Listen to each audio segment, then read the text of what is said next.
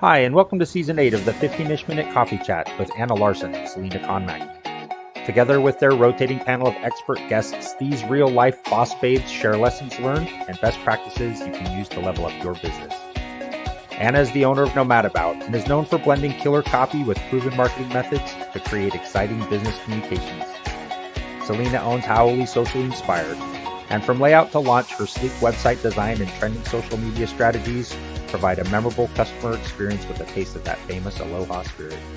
Now it's time to laugh and be inspired, so grab a cup of coffee and enjoy the show. Hello, everyone. Hi. Well, how are you?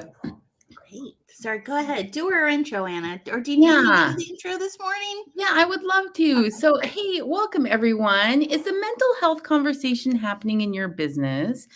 Today, we're going to chat with guest Annette Whittenberger, A Wild Ride Called Life, about mental health for entrepreneurs and small business owners. Let's normalize the mental health conversation and discuss mindset, ways to combat stress, and how to be supportive and collaborative during today's 15-ish minute coffee chat. Yay! So many good reasons for this morning. One, Absolutely. We're talking to our great friend Annette. Like, we're calling her our great friend. Two, you know, Anna, that I am such like a huge, not that I'm not saying that you're not, but you know that like mental health is like part of kind of like a conversation I'm always having with friends or family or, you know. Yeah, absolutely. So I'm just glad that we can combine that with Annette. And then the third thing for me that is wonderful is that my dear biz bestie is in a place today getting to see her grandbaby. He's so cute. And I'm just so happy. I just want to shout some love toward Anna and her husband, John. They're first time grandparents and they get to come in. Yeah. I'll just show. Yeah. That was me last night holding my baby. He's so cute.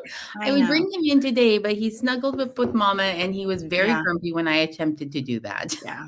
Just give him another day and he'll be like, okay, I like my lolly. But I just wanted to say congratulations, Anna. You know what I mean? You guys, yay to grandparents. Thank you very much. Yeah. So how are we feeling about today? What are your thoughts? Before we get into it. I'm excited to be here. For everyone that's out there listening, we'd love to know where you're joining us from. We would love to just kind of wave and say hi to you. And also during our conversation today, if you have any questions or comments that you want to make, drop them in the comments so that we can share them with everyone else, because we have multiple platforms we're streaming on, and you don't see them all necessarily unless we start posting them. So we'd love to hear from you as well. Yeah. And then the first question, that would be that's mine. You better be, John. Right? Yeah. And honestly, the first question we have is really kind of our call to action. We're curious. Is there a mental health conversation happening in your business? Yeah. And this is kind of an interesting question, right, for a small business or an entrepreneur, because sometimes it's just you. And are you having that mental health question with yourself or with your one or two employees or with your spouse, if you're doing a spouse joined business, or your bestie, if you have and I don't think a lot of small businesses necessarily implement mental health in kind of their daily conversation. Yeah. And every time we've had a guest in the mental health world on our show, that's always seems to be like one of the things they say, right? Is like sometimes it's the last thing a company thinks about, but it should be one of the first things you think about, because that does lead to better productivity, better morale in your space, whether you're yourself or with a team, all the things. It does trickle down and it does have an effect. And I think, Annette's, let's just bring up her bio. And I know, right? Wait, hold on. There we go. Okay. Anna, go ahead. Tell everybody about this fabulous woman that we have coming on today.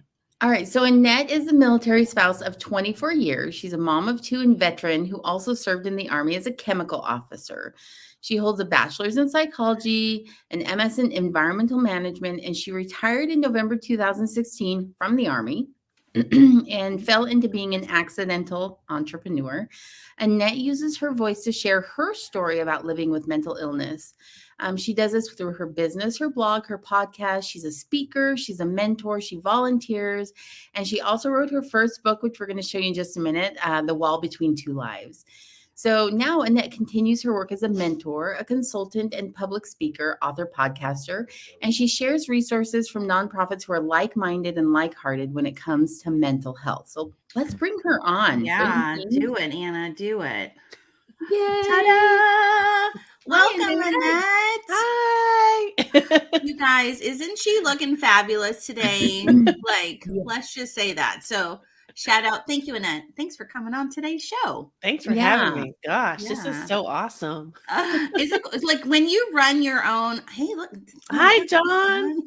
When you run your own show, is it kind of weird to be a guest on somebody else's show, like where you can just like talk? I always feel so honored, like seriously, because I keep thinking I'm just Annette, and then when someone asks me, like, you guys, will you come on our show? I'm like, oh my God, yes. I love that you're like, I'm just Annette. I'm We're like, just yeah, Annette. but that's something pretty fabulous, don't you think? Yeah, no, totally. Okay, before we get into the bread and butter of the show, let's take the coffee cup selfie because I don't want to like forget because it's one of my Yeah. favorite parts. So, da, on 3. Oh, I love your mug there, Annette. Okay, on 3. 1, 2, 3. Yay. Okay, thanks everybody. Thanks for being here. All right. Again, Anna mentioned this earlier. If you're just joining us now, let us know where you're watching in from. If it's on the replay, we just kind of want to know when you come and all your thoughts, all the things. Don't be shy. Leave us comments. It makes us feel good. It Look does. who else we have with us today. Aw, Hi, that's my husband. Aw. deployed currently. Be safe. We miss you. I know. I just spoke to him a little bit before the show started, and I was like, I gotta go. I got things to do. He's like, okay, bye. Okay, Anna, I think what I want to do before we start is I want to just mention the book that you had talked about, and I just, let's start there, right? Yeah, absolutely. So there's kind of a fun story behind this. So Yeah. we had met Annette, I believe on LinkedIn was the first place maybe we connected, or it was through AMC or I Yeah, don't. AMC. It was maybe virtual, AMC. basically. Whatever it was, we were strangers connecting in that virtual world. And so we heard that Annette was coming to Fort Hood to do a book signing with her book, The Wall Between Two Lives. And so Selena and I, of course, made a plan, ran and grabbed a Starbucks coffee, Of course. had a little girls' day, went to go see Annette and met her for the first time and got a copy of her book Yeah. signed by the lovely Annette. And Yeah. since then, I actually have read the book, and it is amazing. It really is. She says a true story of finding purpose, filled with raw emotion and hope for women facing life unexpected events. And that's exactly what this book was. So anyway, Annette, tell us a little bit about your book, how it came about, what you wrote it for, kind of what it's done for you. So it was a difficult journey. I've wanted to do it for a while, but I really believe that God puts us on the path that we're supposed to be on. And so it was time, 2 years ago, it was time to do it. It took me a year, like I said, and it was difficult because not only did I have to go back to my family and say, hey, I'm going to write about this. Are you okay with it? Can I use your name? All these things. I had to be very careful, to respect their feelings because they were all a part of the book. It was my self-healing journey, like a lot of things that I do. And I just wanted to show that you can make it, and I know I'm not the only one who's been through trauma, whether in childhood or adult life, but there was many times in my life where I didn't want to be here really. And I wanted to show in the book that we could go through these things, but there is light at the end of the tunnel, literally. And I wanted to provide hope for people like I have seen in my life. I kind of feel like that's what you do just in general. Like that's like your business plan is that providing hope for people, showing them that there's a path forward, that, having a mental illness or being mentally ill or having moments of mental anguish and trauma, like you're saying, aren't the end, that there's like another whole path that you can take. Yeah. Yes. No, I think one of the things that I admire most about you is, I think in some form, right, we all have like a little thing that we are dealing with, whether it's small or big. What I admire most about you is how courageous you have been to talk about your story, to share it with others, because I heard you say this once, is like, even if it's just one person that I help, this is all worth it. And I think that's like, it just like, it gets me there, right? Because I'm like, this is like exactly why we love watching you, we love supporting you, we love being, you guys, I don't know how this happened, but we all live like 5 minutes away from each other. Like, I don't even know how this happened, but now we get to forge like a true like physical friendship with Annette. Like, hey, let's have coffee. We went and had a networking like luncheon that we all went to, and we had a great time. Anyway, so I thank you for writing this book. Thank you for saying what you said. Thank you for kind of just saying, hey, you guys, like, if you have something, come talk to me. Like, I'm here, and I see you everywhere advocating in the military community, not even in just the military, but you know what I mean? I think that's such a huge support. So anyway, go support Annette. Go check out this book. You can literally find it everywhere. I believe you can find out. Where can you find it, Annette? Amazon, everywhere, right? You really can. I'm really fortunate to have that. I'm really blessed. But it's also on Audible and iTunes. Come on, guys. And yes, I did a I can't think of the word. Yeah, I did an audiobook that I narrated myself. So it's out there. I love it. I love it. The smooth melodic voice of Annette Whittenberger. No, I know. Now I'm gonna have to check out the audiobook, and she's like, "The wall between two lives." I know. I'm doing that right after this show. There were plenty of retakes with that, with the book. So. Hey, the blooper reel on anything that is created is the favorite. Like, Anna and I had done our workshop in San Antonio last month, and we had to create a video, like a thank you video. And anyway, and then we made a blooper reel, because you can't just do it in one take perfectly. No.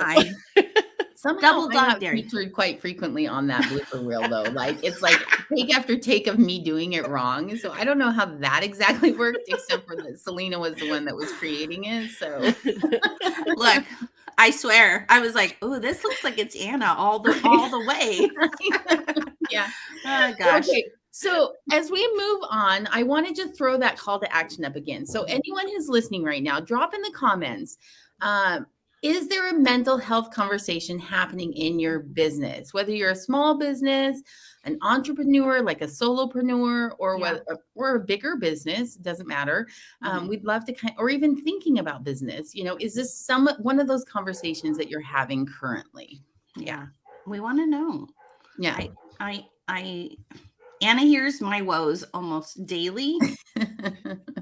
And same here. So, okay, let's dive into the first question here that we have for our lovely guest. Yeah. So our first question is just very basic, right? But it really is the question of, why is mental health wellness important? Why is this conversation so important to be had?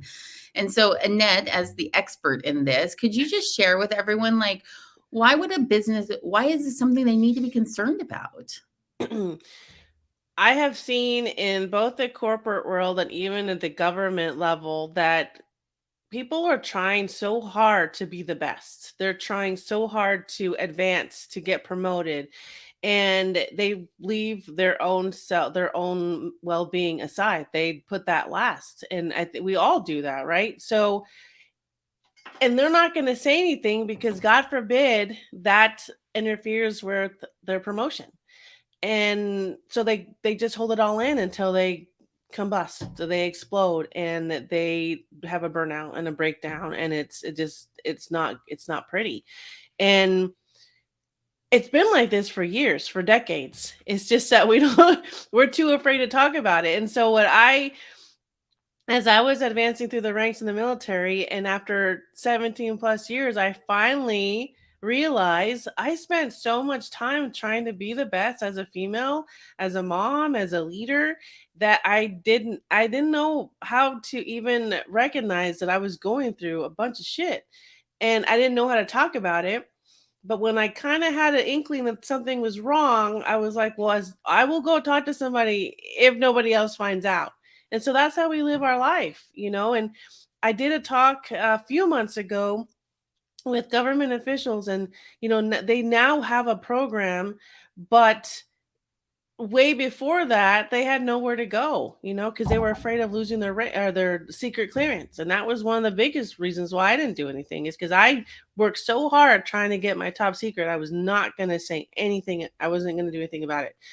So, and I see that, and it breaks my heart, because we are trying so hard to rush to be the best that we forget about how can we be our best if we're not looking within to see, maybe I need to step back. Maybe I need to tell someone I need a break. Can I take leave? Can I do this?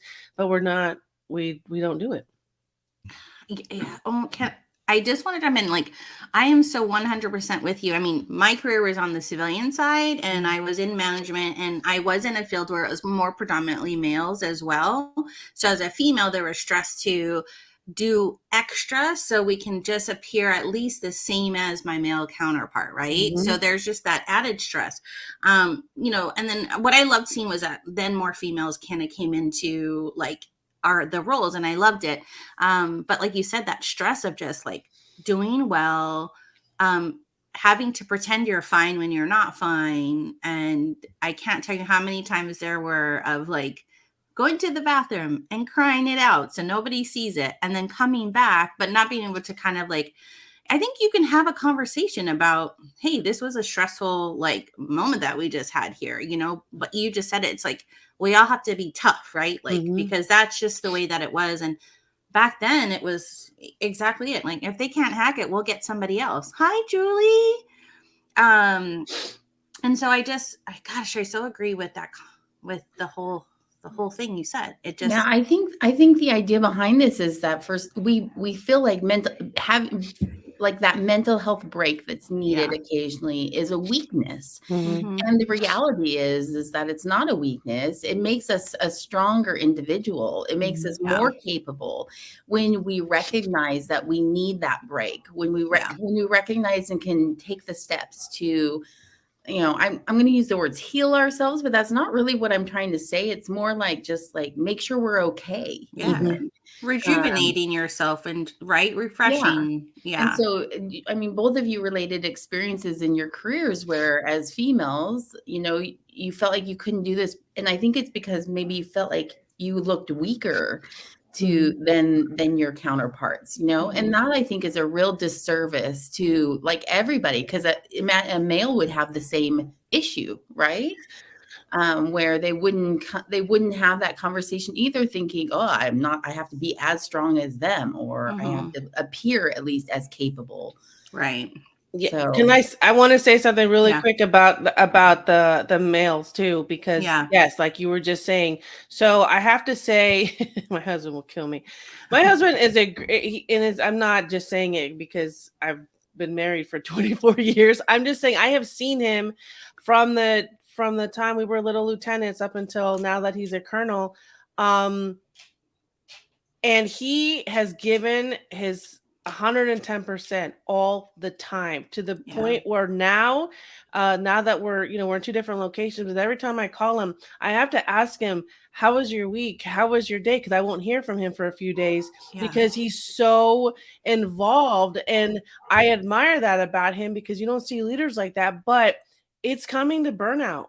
I keep telling him, it took him years to go to the doctor to get looked at. And now he has his shoulder pain that is permanent. And I have to remind him, and this is funny, I take vitamins. And I'm like, are you taking your vitamins? He's like, no. Do you want me to send you some? No. Okay. Are you getting enough sleep? What do you think? Okay. So, I mean, how are we going to fix this? When are you going to take time for yourself? He doesn't ever take leave. He works like 6 days a week, maybe 7. And so he is trying so hard to be the best because of his position and his rank, that it's when he retires, he's completely going to just, I don't even know. So we have to constantly check on the men, and this is not, I know we talk a lot about females because we're often put to the wayside, but I've spoken to a lot of men who they fear that they're going to be seen as weak, right? That they will never say anything ever until we bring it out of them and ask them, how are you doing? And so it's all across the board, and it just breaks my heart. Anna, do you remember when we had our guest Kim Alailima on? Right, she's a family and marriage therapist. We talked about that very subject, and she brought up a book that was written, and it was about that, where it's like, I think it was called The Honor Code or The Guy Code or something like that. But it was written about how males are groomed to only be strong and to not shed tears. And Julie Moser just posted a comment that guys process grief, and it's just because they're raised to not be able to, right here, right? Julie says guys are so different how they process mental health and grief. And it's so true. And I'm anyway, there is a book, I can't remember the name of it, but it was written for that very reason that you were just saying, is that this. And I have to say, I know generation, I'm not going to age myself, but I am going to age myself, right? I'm in my mid 40s. And so we were groomed that you worked hard. You didn't really ask for your vacation. Maybe you didn't even get to take it because whatever. And I know, like, for me, I see like this next generation. I'm like, you're putting in another PTO? Like, what the heck? Like, and it was only because I'm like, you have to dedicate yourself, like, but that's just how I was brought up in the workforce, right? And I love that they are setting that, no, like, this is for me. I need this. This is part of our benefits package. And I started to change my perspective on that, because I realized, oh my gosh, I love that they're standing up for taking that time for themselves. Yeah. It's part of the benefits package for a reason, right? And this is one of those, I mean, this is the whole point of the topic of this coffee chat, right? Normalizing that conversation. Yeah. And it's only been, I would say, recently that I feel like people actually are having that conversation, and they're having it louder, and they're having it more vocal, and they're less afraid. Now, the military is a whole different animal. I think we've still got a really long uphill battle for mental health. And with military and appearing stronger and secret clearances and kind of that stigma of I'm weaker, I'm lesser, if I admit to being not 100% all the time, and that's really tough. But I'm hoping that, if we start within our individual families and start within our businesses, our small businesses, within our entrepreneurial communities, and we start having that conversation more, then that can, that's the small roll, right? That can then turn into the big rolling boulder that pummels down the hill and smashes it wide open. Yeah. You've got this vision in your head of what I'm talking about, right? Right. Like, yeah. Taking it out. Right. No, and I think this is like why, why we titled this, like, we want to normalize the conversation. And it's not like saying, hey, we want to shove mental health down your throat, but just like have it on your radar. You know what I mean? Don't allow that part of you, right? Like Anna and Annette, to kind of be like shoved down, because you don't know when it will come out or where. And also, can I just throw in there as well, also just to make sure that you as a business owner are aware that you need a break. Yeah. Going 100% all the time is not going to be healthy for your mental state, and you will lose productivity at some point. Yeah. If you don't stop and recognize, I need a moment. I need to step back. I need to take a vacation. I need to have a weekend where I don't work. Right? No, that happened. I'm going to bring her. I know I'm going to bring her up again. Julie is the founder of Pink We're Angels of Texas, right? And having said that, when you're a founder and it's a nonprofit, you're working constantly. It's all the time, and she recognizes every once in a while, but she goes full force, and then she literally she gets into burnout, and she has to take a moment. And she'll tell her board, "Hey, I'm checking out. I'm like, for 2 days, I need to, and I think, like you said, it's just like trying to recognize that you have to take a break. So it's so important for you. But, that's easier said than done, I think, guys, if we're running a small business and it's just ourselves, right? So yeah. Okay. Let's move. Let's shuffle on to the second question, Anna. Oh, she's muted herself. Sorry. Are we on Zoom? What's happening? In the back, right? Well, the second question is really, it's a good follow-on to what we were just talking about. So, Annette, this is what you do in your business. Like, you talk about mental health. So I'm curious, can you tell us about some of the things that you've used to help in this field? I have learned really that I just need to be authentic. I think authenticity is one of the biggest things in the work that I do, because if I can't help myself, how am I going to help others? So I have to find ways. And honestly, I Netflix is my friend. I don't care what people say. A lot of entrepreneurs are like, I don't have time to watch TV. Yeah. I need to have a brain dump, whether it's taking a nap, Netflix, Hulu, whatever. I don't have cable. So whatever apps I have, I use, and then music. Yeah. So all those little things that we don't think about, those are what help me. And so it helps me to be able to be true to myself and just say, hey, you know, yes, now I'm able to speak about this, but man, it took me 6 years. I wasn't an overnight success. I wasn't a speaker, 5 years ago. There was no way in hell I was going to share my personal story, but it's taken time, and I'm learning to give myself grace for that. Like it will come when it's time. And so I have to just, sometimes social media is too much. And so you have to step away with it and say that it's okay. You don't have to always be chasing something. It will come when it's time. And it took me a while to learn that. So that's what's been helping me. And now I'm trying to practice what I preach, if I'm going to help someone else with that too. Right. One of the things I loved, Annette, is that your suggestions are like normal, everyday things that people can do to just take a moment for themselves. It really is that self-care component.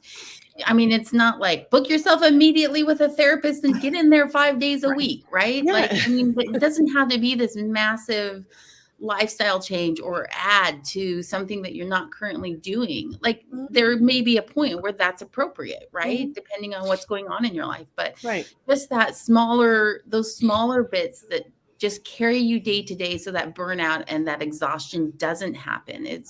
I mean, that's what I basically heard you say: music, television, reading, take a nap, go get your nails done get a haircut, a beard wash. Yeah, I mean, there's got to be a point where, to you, like yesterday, I didn't realize I was working until like 5:30, and I was like, okay, let's stop. I need to stop. I need to get up and do something else, because you can easily, and you can easily be behind a computer for 8 straight hours. You might get up and go to the bathroom, get some water, but then you're right back down, and you're constantly like, oh, what else do I need to do next?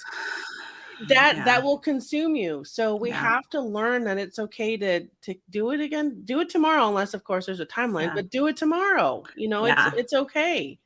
No, I will tell you my guilty pleasure, and I just actually added this on a post for a future guest we're having that she had on her Instagram the other day.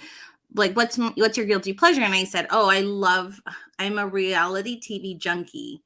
And the reason for that is, like how you said, is I even my husband, he's like, why do you watch this junk? I don't get it.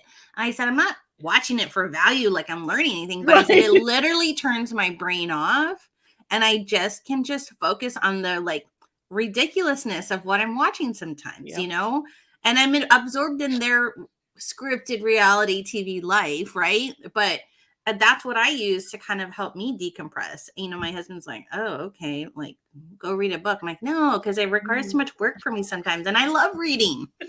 Can I ask you a question? Like, would you say writing your book was kind of like therapy for you as well? Like, was there a therapeutic process when you completed the book? Or yes, there was, and it really made me dig into the reasons why I ended up being the person that I am now. And so there were parts that were really hard to process and to dig into. But I think just being open about it and going, okay, this is what happened, and I'm okay, and there were some parts I was. Okay. No, I For people that are watching, Annette, and thinking about this mental health conversation, normalizing it, and just those small tips that you gave, what would be how do they start to do this, so that because how you start something and then you do it really good for a week, and then you totally stop doing it 5 days later, and you're like, I did it so good, but now I'm back to all my old bad habits, right? Do you have any tip or like here's how I did it, or here's how you implement, or to be successful. You know what I'm saying? Like, we're putting you on the spot here. We didn't say we're going to ask this question, but in my head, I'm like, this is totally me. I'm going to do self-care every day and take those minutes for myself, like put my phone down and read before bed instead of, looking at what the last thing was posted on LinkedIn or whatever. Right. And then I do it really great for 5 days. And then day 6, it's like, I fall off the rails and I never get back on. Oh my God. That's me and my Peloton. She stares at me every day. Like she's right by the TV. It's sad. And I was like, I've been so good for 2 months. And then I haven't done it for 3 months. So it's that intention for good habits, but actual implementation, right? So, I really think we just need to start small. We get so hard. We are so hard on ourselves and we feel guilty. Well, I did well for a month, but now I suck because I went through this the other day. I was like crying. And we just need to start small. Just like if you're big into whatever, if it has to do with work, I write my stuff down all over. I have a freaking journal. I just started Monday.com. Don't even start with that. It's on my phone. I have a Google Calendar. I've got it all everywhere, but that's how I do it. And just small steps. Just like with writing a book, people are like, I don't know where to even start. Small, just the sentence, a paragraph, just start small. And then you'll go back. I think we're just too hard on ourselves for not sticking with that plan. Like with diets, right? I won't even do a diet. Just screw it because it doesn't work for me. I just baby steps, and we need to learn that that's okay. Okay, I love that. That last little thing was like, it was almost like light bulb. Yeah, baby steps, and that's okay. It's okay if you miss a day. It's okay if you miss a week. It's okay if you go back to 3 months later. Right. The point is that you're thinking about it, right? Yeah. It's on your mind. It's an intention, a goal. Yeah. If you're not fully like capitalizing on the goodness of that goal and immediately, don't beat yourself up. I love that. Yeah. Can I add this? Like, so I just had a virtual visit with my doctor last week, right? And we're just kind of going over things, and I was like, man, I'm failing here and this and that. And she's like, my doctor, I love her. Like, I just said, can you be my all around doctor? Like, anyway, she's like, give yourself some grace here. She's like, your husband's deployed. You finished having COVID. She just reminded me, but she reminded me to give myself grace. Like, she's like, it's not like there's nothing going on in your life. And she's like, just remember that, because sometimes that setback, and she's not even supposed to be my therapist, right? But she became one in that moment because she heard me just kind of like beating on myself for not having better results at our meeting for what we were talking about, So it's like, I think along with you, Annette, right? It's just saying, yes, reset and try again. Yes, yes, exactly. Yep. So, gosh, I'm telling you guys, I could sit here and talk about this all day long. I know. Well, it's such an important conversation, and I appreciate, Annette, that you've made this your business, that this has been so important to you and such a life-changing thing for you, that it's your mission to make sure other people know it's okay to not be okay all the time. Yep. And I mean, I think that's huge, because you don't have a whole lot of people saying that. You're supposed to go bigger, faster, better, stronger. You're supposed to accomplish all these things. I mean, we have phrases like, hey, watching the Joneses, what are the Joneses doing? Yes. I mean, we have phrases that are all about how we're supposed to achieve more than what other people have.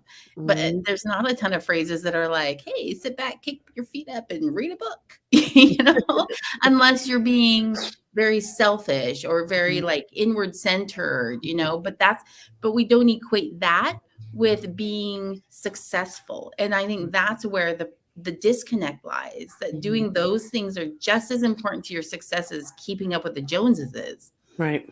Right. Yeah. Because you don't even know what the Joneses are going through. So, they might. Yes. Yeah. Another great point. Yes. Point. The Joneses might be a complete mess. Yeah. Yes. Yes.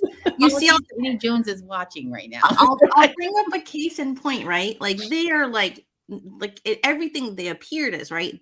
Rachel and Dave Hollis, right? Oh, yes. Everybody thought they were like the most magical like couple. They get divorced, and then just everything about the after part is like kind of crazy. Like sometimes I watch them, I'm like, wow, like what happened? Like, but maybe because it was all not as real as we thought, right? So I think, like you said, the comparison is just, you have to be really careful and kind of like, anyway, I love that you do make this part of your mission. And if you see Annette anywhere in a podcast, on a website, on a video, in a book, she's very like, this is what she wants to talk about. And she wants to make sure that it's okay to talk about it. And like one of her taglines is, it's okay to not be okay. And when you said that, it reminded me back of like when the kids were in the middle, like really at the start of the pandemic, and the kids were staying home, and my teenager, she's spending her freshman year, and I didn't know that it got her so bad, and we sat there, and I remember saying like, it's okay to not be okay. So then she screamed back at me, I know. And, but like right there, I knew like, okay, like, I'm like, I'm just here. Mommy's here. Right. But it's, later she came back, she's like, I know it's okay not to be okay. Oh, like she was in a better place, but like I just wanted her to like, you don't have to be perfect. If you're not doing well, it's like, we're in virtual school. You know what I mean? Anyway. No, and I just have to caveat off of that. I think it's so great that you were there and you had that conversation, because I tell you, I have a 19-year-old son and a 21-year-old daughter, and it's hard to see them struggle, but I have to tell them, we have to have the conversations whether they want to hear it or not. Yeah. That way it's instilled in them, and they realize, okay, I can breathe a little bit better because I know. But not a lot of people are doing that, with their children, and you'll be surprised of what they see. Yeah. There's that line of like, we'll give them some space. And I'm like, no, I'll give them some space, but I need to let her know. Right. Like, I barged into her room the other day, and she was like screaming, get out. And I'm like, I'm just trying to touch you and hug you. And she's just like, but later when we talk about it, like you just said, it's just letting them know, like, I don't want her to sit alone in those feelings. Yeah. And that she knows that I'm just in the other room. Like I've opened the door for her. Yep. Because I've said, hey, I know that you're in this where you're at. And so please come into my office, the bedroom. So, and she's great. She's getting older. So she checks on me too. And she's like, how are you, Mom? And I'm like, but you know what I mean? Because we're teaching, I think it's important for us to teach the next generation, right? To be very caring and to check in on their friends, check in on their family members, and and to normalize it so that everybody knows it's okay. Right. Okay. Exactly. Okay. I know we're at 38 minutes. Let's tell everybody.